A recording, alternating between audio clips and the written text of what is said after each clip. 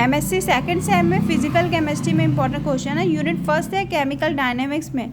तो chemical dynamics की जो रिएक्शंस है, कोलिजन थ्योरी है, theory of reaction of rates हैं, factor, steric factor, activation complex theory, Arrhenius equation है, बहुत इंपॉर्टेंट है।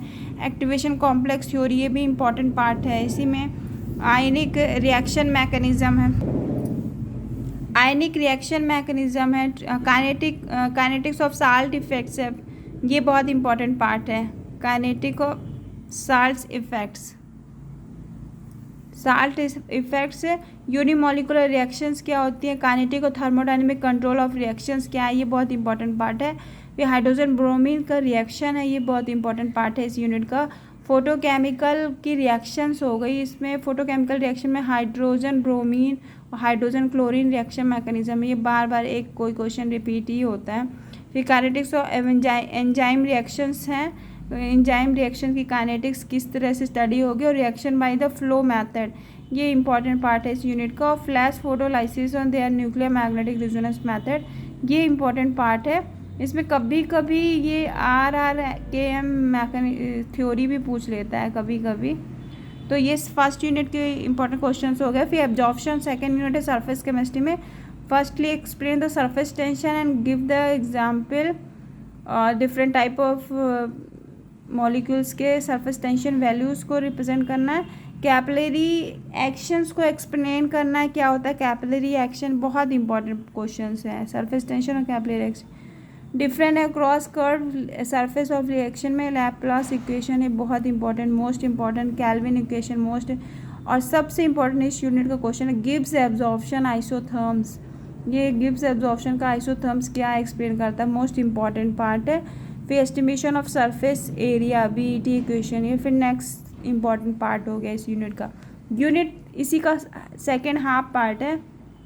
मिसाइल्स में surface activity of reagent, classification of surface active agents, इसको आपको एक्सप्लेन करना है। और हाइड्रोफोबिक इंटरेक्शन क्या होता है उनके बीच का, वो एक्सप्लेन, बहुत इंपॉर्टेंट पार्ट है।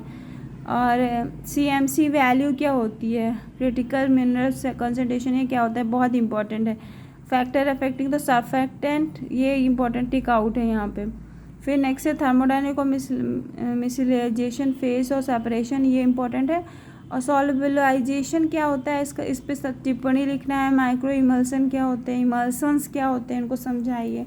ये इसके छोटे छोटे इंपॉर्टेंट क्वेश्चन हो गए। फिर नेक्स्ट थर्ड यूनिट है मैक्रोमोलिक्यूल्स में, तो ये बहुत स्मॉलेस्ट पार्ट है। पॉलीमर का क्या डेफिनेशन है, टाइप्स कितने प्रकार के होते हैं, उनका रेजिस्टेंस क्या है, फायर है ना, तो डिफरेंट। और इसमें सेकंड मोस्ट इंपॉर्टेंट पार्ट है लिक्विड क्रिस्टल पॉलीमर्स को एग्जांपल के साथ याद रखना है। लिक्विड क्रिस्टल काइनेटिक और पॉलीमराइजेशन की काइनेटिक्स क्या है, मैकेनिज्म क्या है, दोनों इंपॉर्टेंट, बहुत इंपॉर्टेंट है।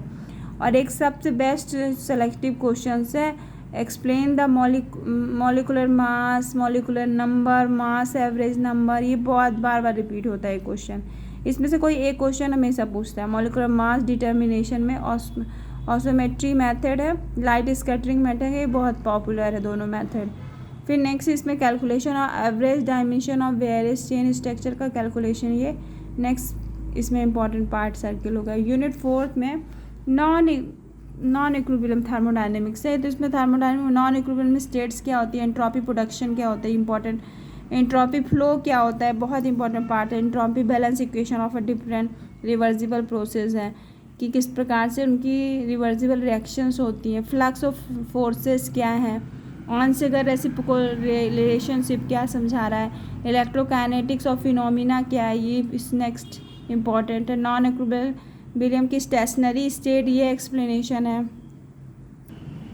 फिर लास्ट फिफ्थ यूनिट है इलेक्ट्रोकेमिस्ट्री। इलेक्ट्रोकेमिस्ट्री में आपका क्या है, इलेक्ट्रोकेमिस्ट्री ऑफ सोल्यूशन, ये हम लोग को इंट्रोडक्शन इसका डिटेल करना है। फिर डेवाई हकल ऑनसेगर ट्रीटमेंट ऑफ रिएक्शन है इलेक्ट्रोकेमिस्ट्री का, है ना, एंड इट्स एक्सटेंशन के साथ सेकेंड इंपॉर्टेंट पार्ट है आयन सॉल्वेंट इंटरेक्शन क्या होता है।